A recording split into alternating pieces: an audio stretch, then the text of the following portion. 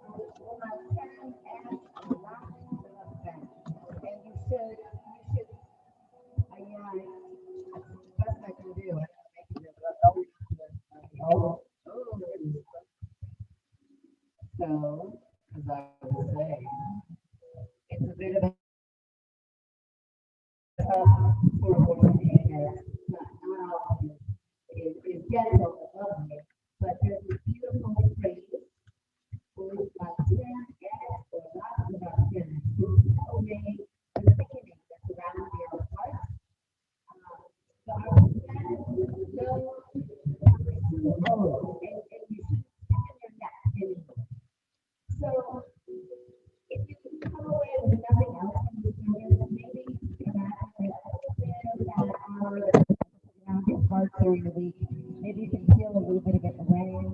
Maybe loosen up your neck, look up at the sky, look at your neighbor, and a beautiful intention to bring to this Shabbat. Of course, softening. Shabbat Shalom. And my great choice, our livers, right? I've seen it for a long time, but again, what I mean, you're on the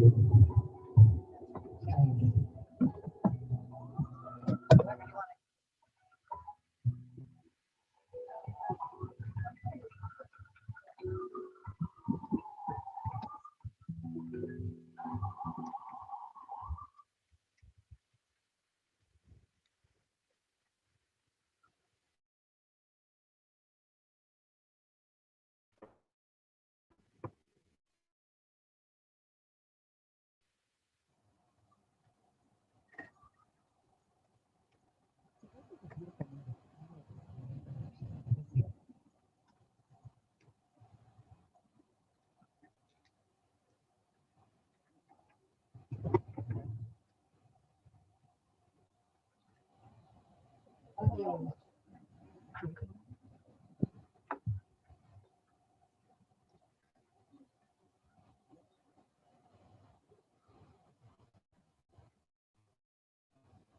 I like watching you look.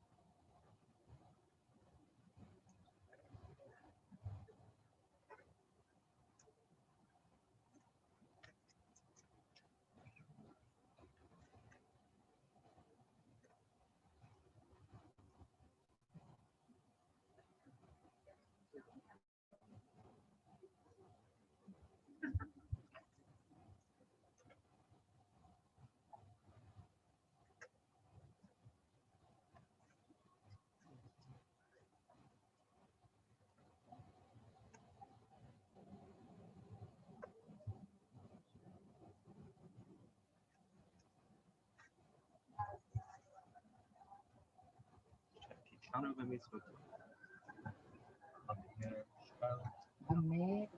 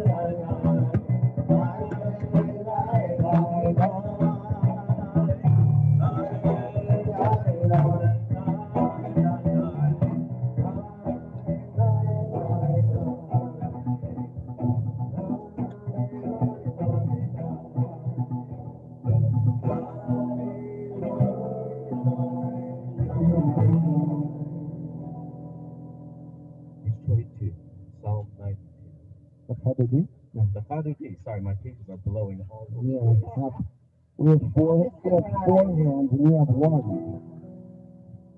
Pick the right thing. One is being devoted to the Father. Or clips. Lips.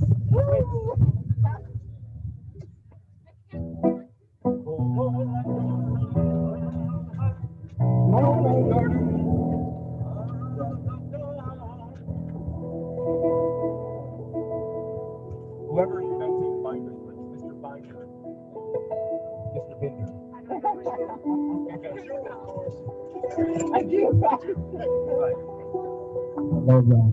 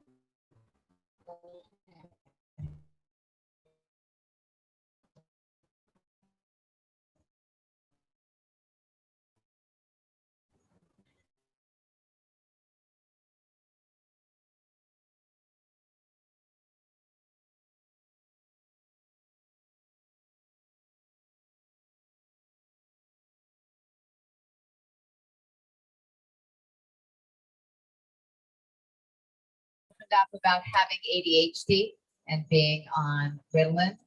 And about 2.5 years ago, released a statement confirming that she too had been sexually assaulted by Larry Nassar. And Biles went on to name USA Gymnastics as a whole for being complicit by both allowing the abuse to occur and then covering it up. And she even in the 2018 Olympics wore this teal outfit that she had designed as a statement of unity and solidarity for all the gymnasts who have been abused. But I feel like her truth telling has now reached a new level of courage as she pulled out of both the team and individual finals, saying that she needed to focus on her emotional well-being. And since that time, she said that she's received, I mean, we've all been reading that, this keeps flashing across my screen. The outpouring of love and support I've received has made me realize I'm more than my accomplishments and the gymnastics and more than gymnastics, which I never truly believed before. So I think that's an opening of the topic of what it means to tell the truth about your own experience. But it's also, I think, a beautiful covenant for Shabbat, that it's so easy to feel in this world that we are our accomplishments. Did we get everything done this week? Where are we in all those things that we want to do? What is still undone? And Shabbat perhaps gives us that opportunity to cut away the thickening about our heart and to know that we can exist as souls, as beings, independent of our accomplishments. And if we have the courage to do that, who knows? As with Simone, what love might come our way. So, continuing with music 22A.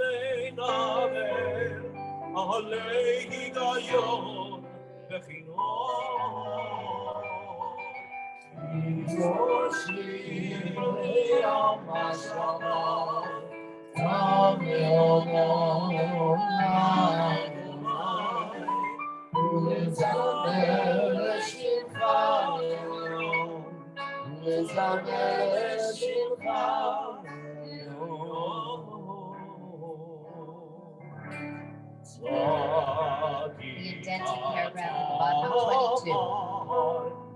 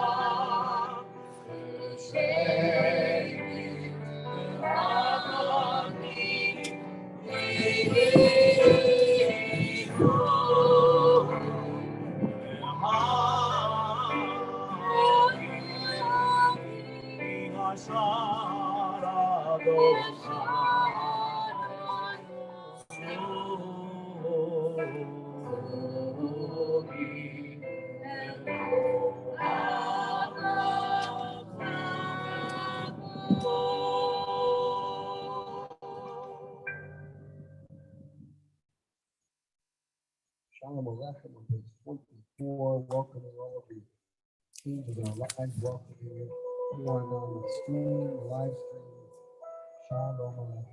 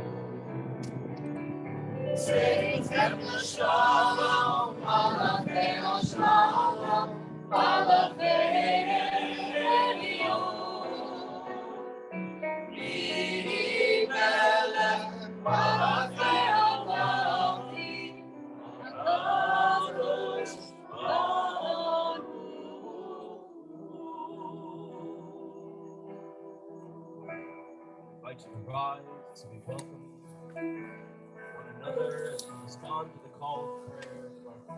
28. Facing east.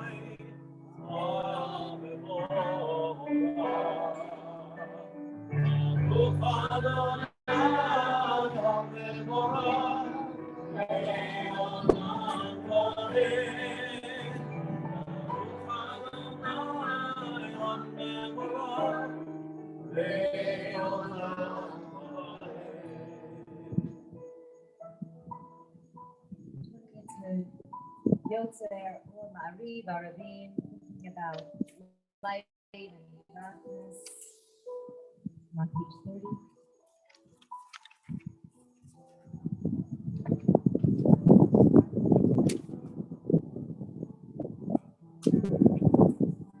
Rolling to light, rolling to dark. Night becomes day, day turns to night.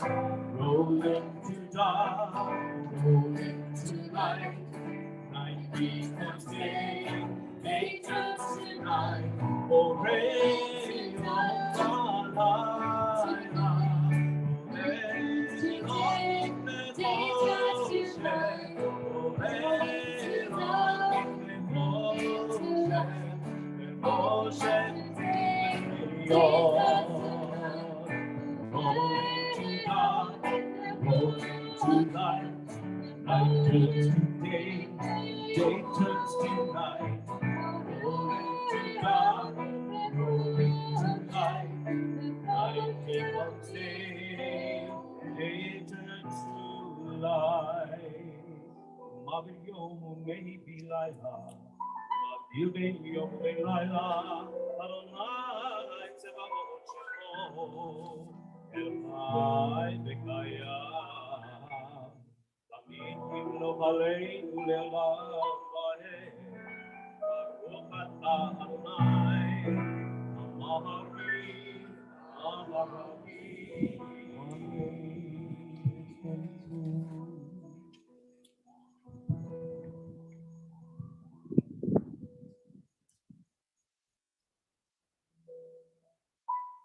Avat olam beit Yisrael,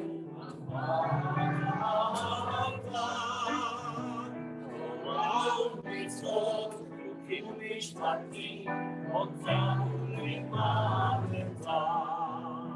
אדוני אדוני אלוהינו, ושומרנו ולקומנו, נשיח בחוקך, ונשמח בדברי תורתך, ובמצוותיך לעולם.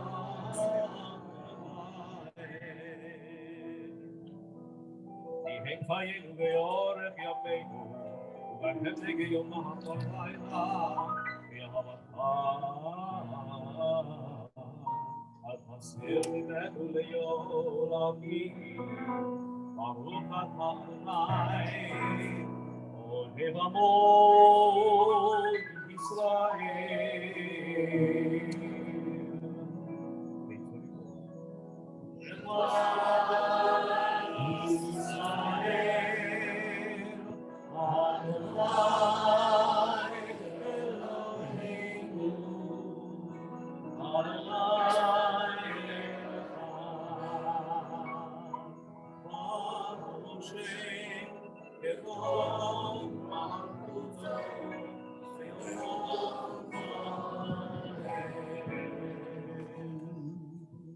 Seated.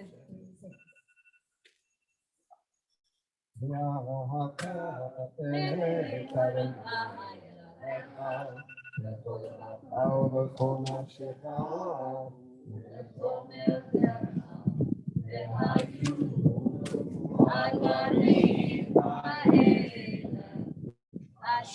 אנוכי מצווך היום עד לבבך ושיננתם לבניך ודיברת פעם בשבתך בביתך ובלכתך בדרך ובשבתך ובקומך ובשבתם לאות עליך והיו לטוטפות בעיניך וכתבתם על מזוזות ביתך ובשעריך למען תזכרו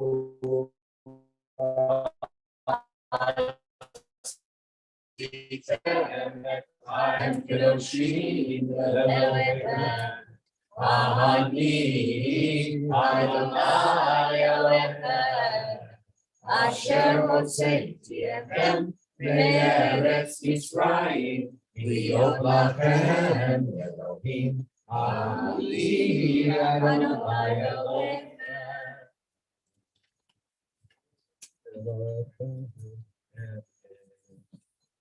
Before we turn to Michamocha, I want to continue the meaning, the Kavanah that Tara opened. It occurs to me, the subject of is truth, as she said, and I'll say more about. And as we approach Michamocha, I'm thinking, is there a way in which freedom is truth? Of course, we can deny freedom or we can manifest it, but Jewishly, I think the answer is yes. But before I go further, I want to just, I don't know if every week I feel this way. I think I often do, that there's so much going on in the world and like there's so many important things to say. And for some reason this week it just felt, for tonight, a need to say something, one about the Olympics, Simone Biles, as Tara beautifully did.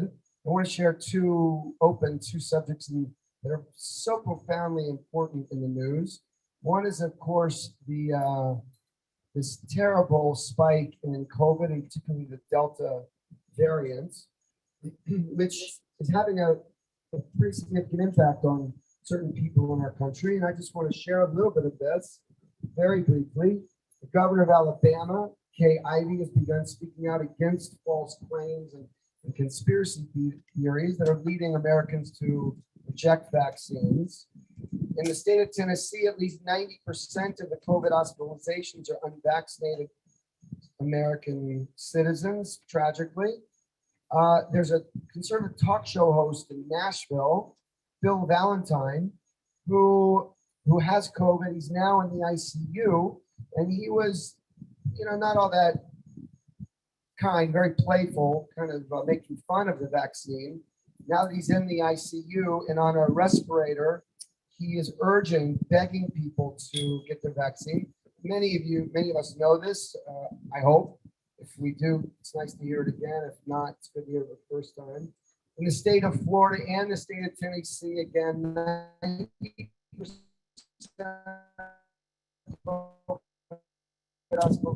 among people. And Orlando, there were 1,031 cases of those. Not a single person was vaccinated. Of course, today this news comes out. At least I heard it today. What happened in Provincetown, actually more broadly in Massachusetts, and the risks for those of us who are vaccinated of becoming infected, and also our ability to pass it on.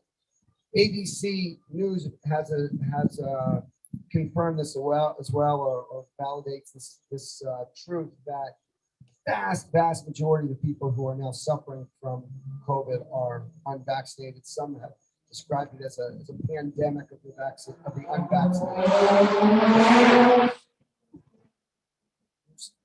Speaking of reckless behavior. Exactly. I want to just briefly and quickly move to the third subject that is so profoundly in the news this week, which is the congressional hearings that have been that are investigating the January 6th insurrection, riot, both of the above at a minimum. And there's so many important moments in there that I just want to highlight again what I hope you already know, that 4 DC or Capitol law enforcement officers, I want to mention their names: Harry Dunn, Aquilino Gonell, forgive me, Mr. Gonell, if I'm mispronouncing your name, Daniel Hodges and Michael Fanone, each of them testified with great or painful truths of their experience. I just want to read you a couple of these passages. I feel like I went to hell and back to protect them and the people in this room. He's talking about the congressional hearing room. But too many are now telling me that hell doesn't exist, or that hell wasn't actually that bad.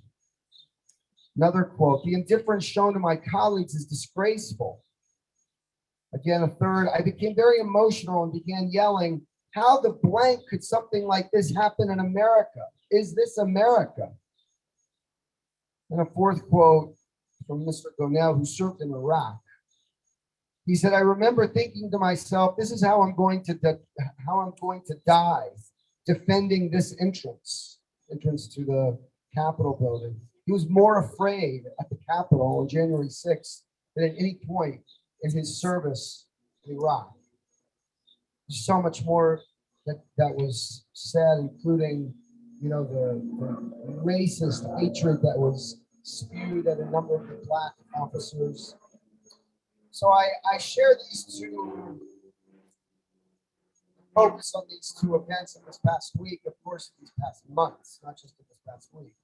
And I linked them to Tara's opening about Simone Biles. They all relate to the subject of truth. And I don't know if this is really patently obvious or an interesting new thought or an insight, whatever it is. It's the subject that I want to focus on and talk about in a couple moments after we conclude Amidah. And ultimately, I want to, in the end, point to a thread that links, a Jewish thread, that links truth-telling to something either over and above or foundationally that's underneath each of these moments of truth-telling in our country. And as Tara said, I think it's very much a subject that connects to the mission, the message, the aspiration of Shabbat, learning how to speak our truths in very unique ways. So we turn now to Michal Mocha on page 40.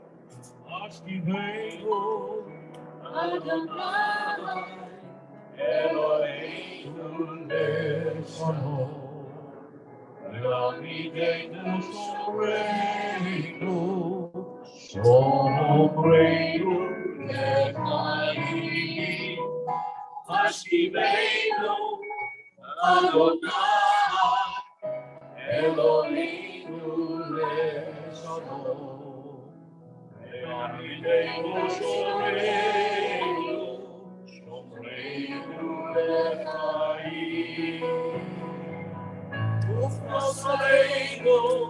Ufros aleinu, sukkah shamecha.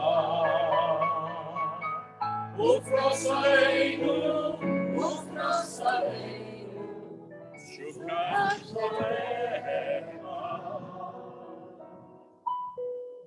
Vashkata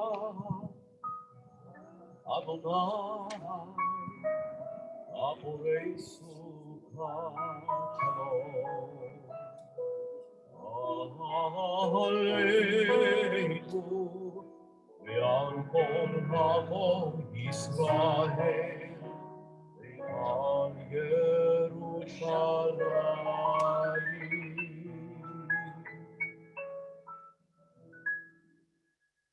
Page 44, Shema.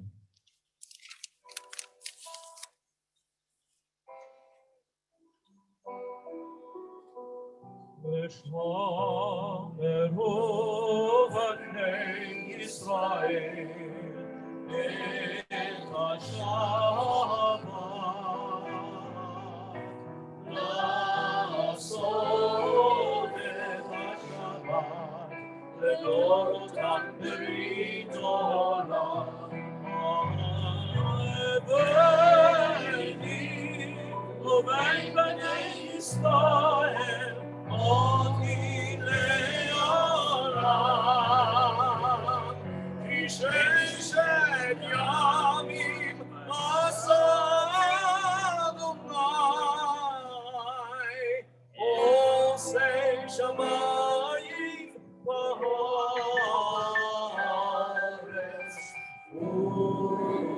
וביום השביעי שבת ויהי נפש. וביום השביעי שבת ויהי נפש. Rising now for Aleinu 46. No, we're not at Aleinu yet. Getting there. Facing east. Adonai Sephonai Tikva, Ufiach B'Teilatecha. Adonai open up my lips, and my mouth may declare your praise. Baruch atah Adonai Eloheinu Elohei Avotenu Elohei Avraham, Elohei Yitzhak, Elohei Yaakov. Elohei Yisrael, Elohei Rachel, Elohei Gad. Elohei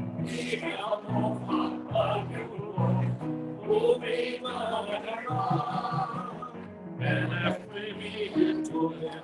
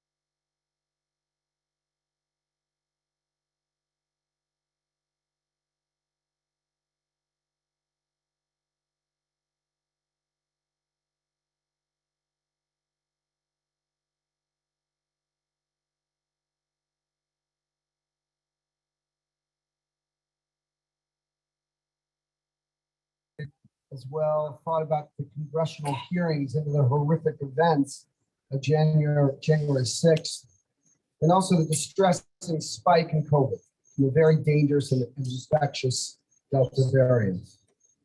Simone Biles tells the truth about a deep and bitter pain, a tear in her soul.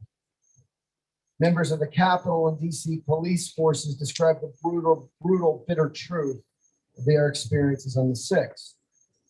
New and outspoken advocates for the COVID vaccine are coming to the fore to share their truth, their wish that they had gotten vaccinated, their hope that everyone will get the vaccine, that no one will wait any longer. In 10 days or so, we begin the month of Elul. We're entering, therefore, the Jewish season of truth-telling. I highlight these three current events because they seem so monumentally important to our health and well-being, because they're moments of truth-telling. And of course, there's so much Torah that links these three current events. Ask beyond Elul, the month that's approaching, our month of truth-telling, what's a Jewish thread that leads? I want to begin with a story about some Israeli soldiers, one a secular soldier, and as well a group of mostly religious young soldiers. They joined tens of thousands of others at the Western Wall on Tisha B'Av, the 9th of Av, which we all observed about 10 days ago. It's a well-known story from years back. Everyone at the wall was crying. They were crying because that's the day that the Jewish people remember and mourn the destruction of our temple and so many other moments of tragedy. It's the saddest 24 hours of our annual calendar. But also on that Erev, on that evening, what many remember is that even the secular soldier, he too was crying. And even as he was weeping, someone asked him, "Well, why are you crying? We didn't know that you believe all these stories and teachings that we believe in, Torah, Talmud, God. What are your tears about?" And this secular young man, he said something striking. He says, "I'm crying because I don't know why you all are crying. And that makes me incredibly sad. I myself don't know what to cry over." And then one of the religious soldiers and boys, with striking honesty, said this in reply: "You know what? In truth, I feel the same way. I also don't know. After 1,800 years since the temple was destroyed, I don't know what we're crying over either." So I want to contrast this well-known story of these soldiers with a verse, a well-known verse from our parsha. Amarti bilvavecha. I said to your hearts, Kochi va'otzem yadi, my power and all of my energy. Asali et hachayil hazeh, my power and my otzem, that's what created for me all of my success, all of my wealth, all of my good fortune. My power and my otzem. It's a hard word to translate. I say in my heart, my own power and the might of my own hand have earned for me my wealth or my success or my good fortune. So let me translate. I understand my success. Anyone can see it. I can size it up, measure it, and I know from whence it came, how I got it. From my own great skills and hard work. Just look at me. That's how all this good fortune came to me. I'm translating this verse from the Torah into a contemporary way. But we all know this is untrue.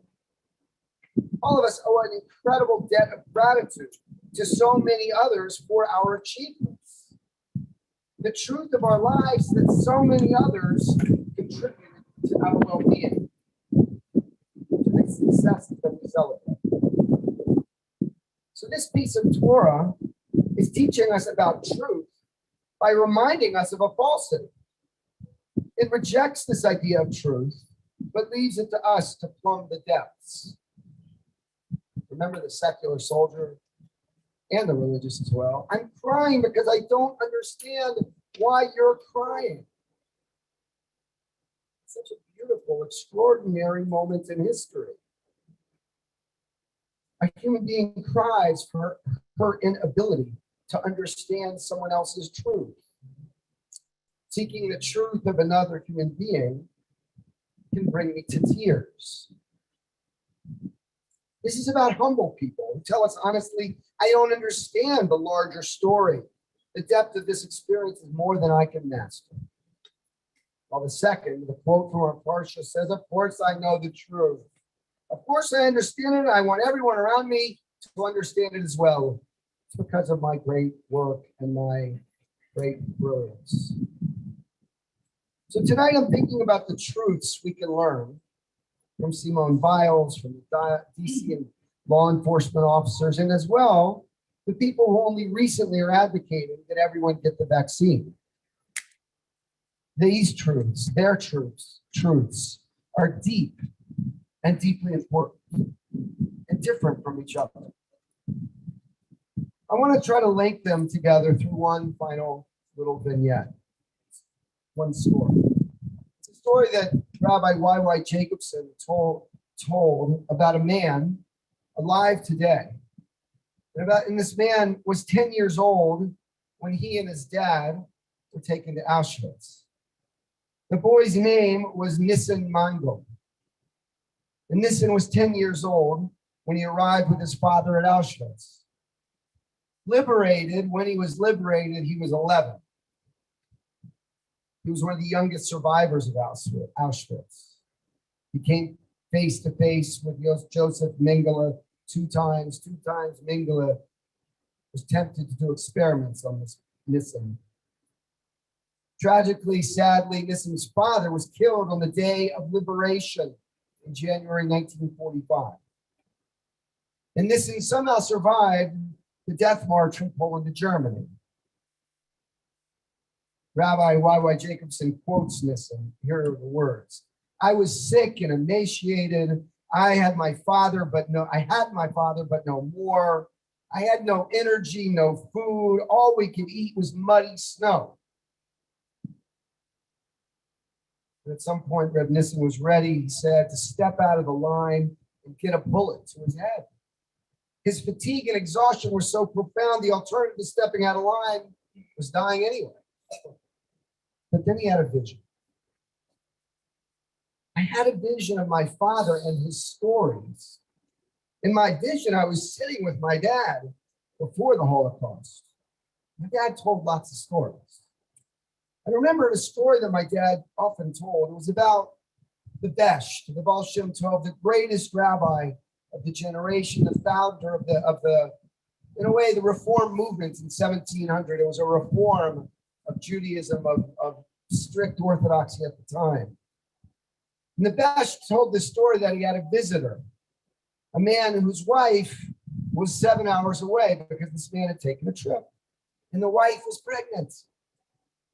And although the birth was still a few weeks away, the man got a message that his wife was going into labor and he was supposed to rush home. The problem was for this man, he was scared because he'd have to walk through the night in order to get to her in time. And it was really dangerous. It was not safe to walk alone. This is what the man said to the Besh, the Baal Shem Tov. And the Besh said this.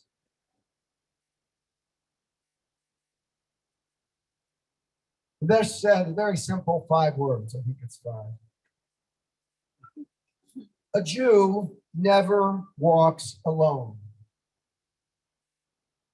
Gad. I don't know Yiddish. Gad means go. Go.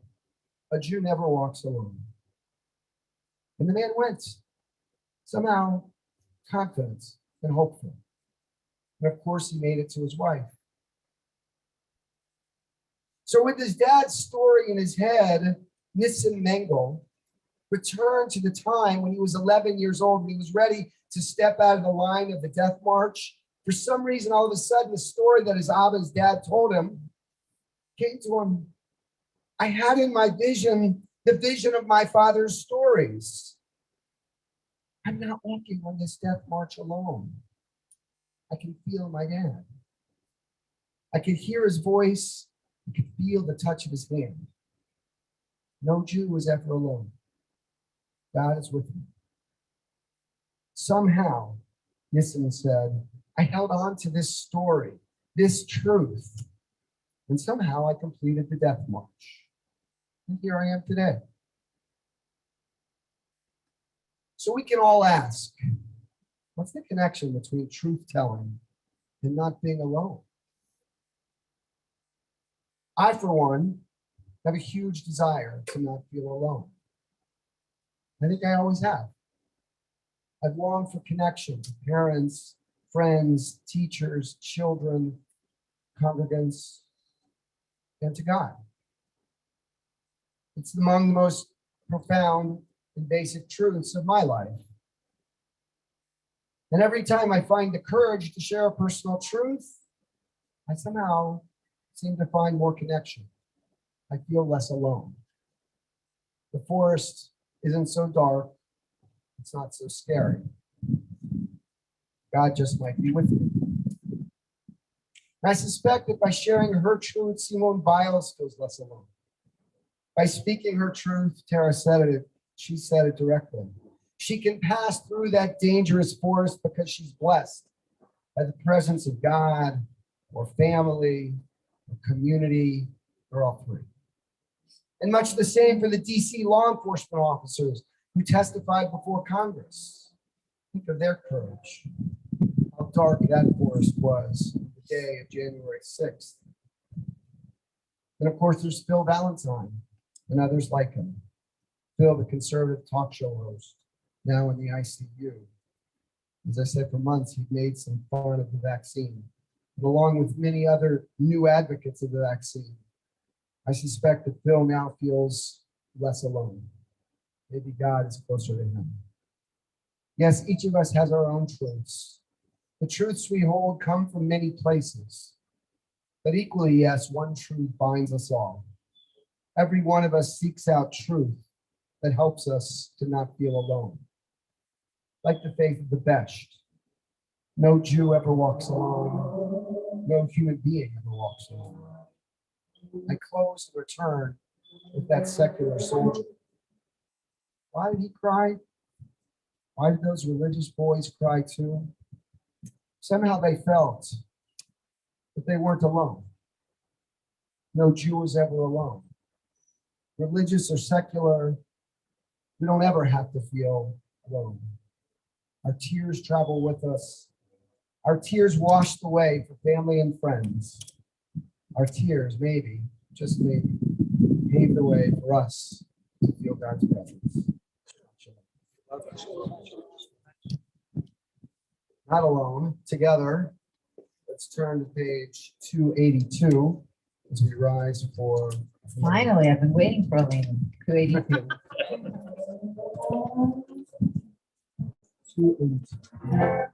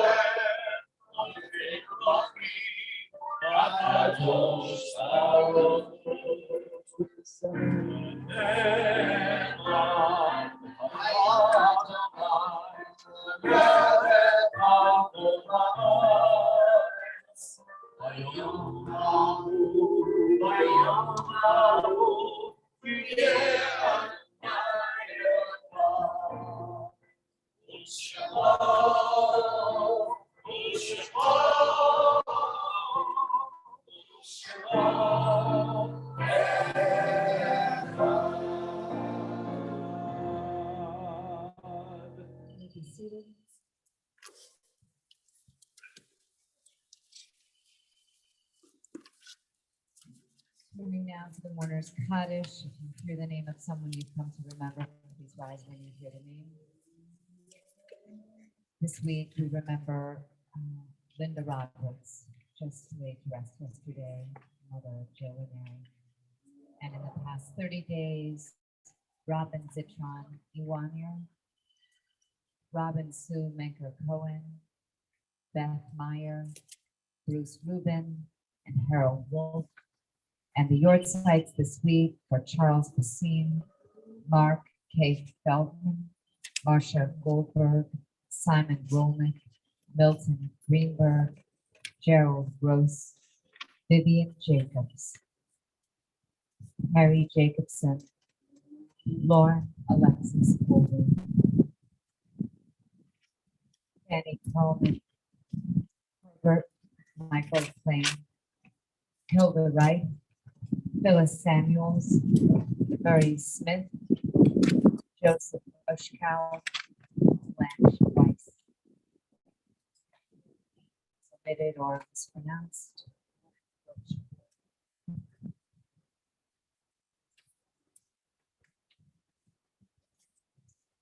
Mourner's Cottage on 294. It's your custom to rise. Please do so now.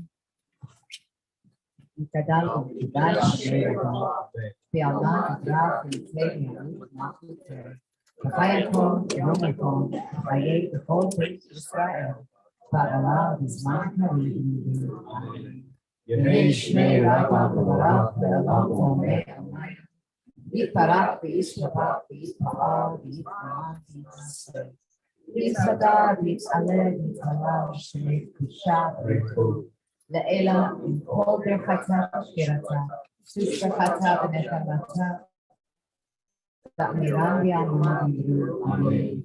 יהי שלום רבה משמיים, עושה שלום במרומו, הוא יעשה שלום עלינו ועל ישראל.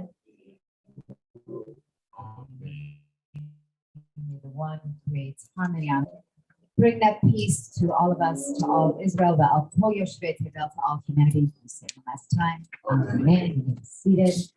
Maybe if you notice someone standing in honor of a loved one, you might want to ask them about that person at the oneg. Just a thought. So let's see. Tomorrow morning we will have Torah study at 9 and a morning service. It's all going to be virtual. We're in a moving situation right now. So for inside things, better to be virtual, then you won't have to look at the facilitator in a mask. So we'll keep updating you on our growing policies as we address the situation with COVID. Saturday, August 7th, it will be a Havdalah sponsored by Sisterhood, 7 p.m. here, 7:30. The announcements are on 7:30. That's better. That's closer to the sunset. And keep your eyes out. We're looking for ways to make use of our amazing library collection. So we'll have a few events in which you can come and pick up books.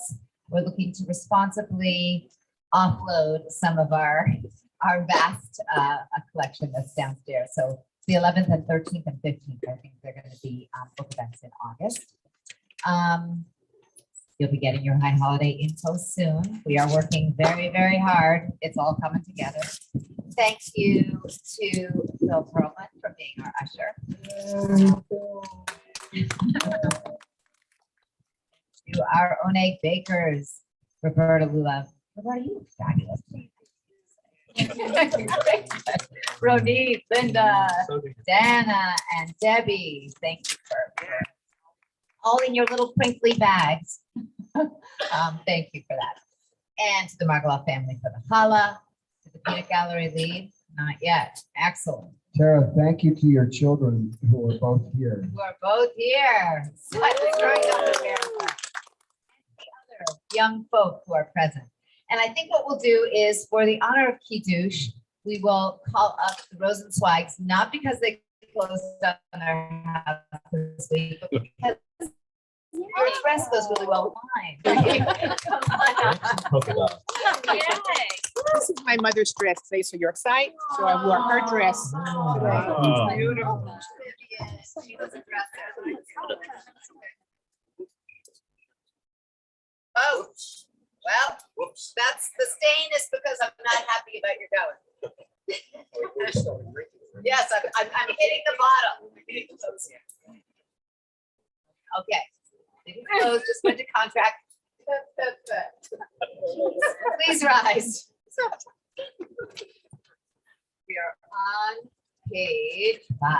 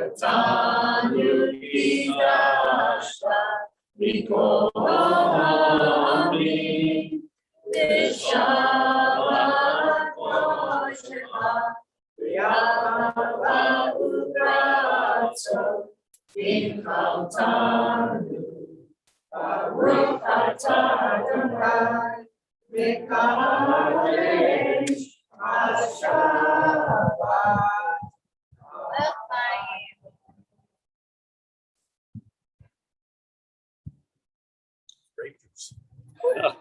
No, surely not. Peanut gallery. I know you're not little anymore, but come on up, all of you. Thank you. Gabi, are you still part of the peanut gallery? Yes.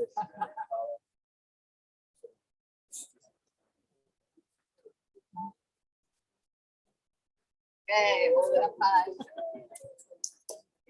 Better we should walk with you all here. Okay, don't tip it. Touch, die in bed. Hello, angel.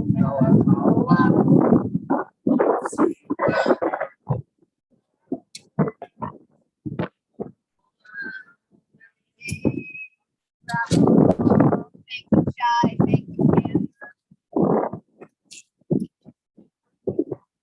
There's more. We'll bring it to the end. Joy Gillespie warned us that the wind is going to pick up during the service. She knew. All right, we'll close Cantor with. Much to the dismay of this, I don't allow.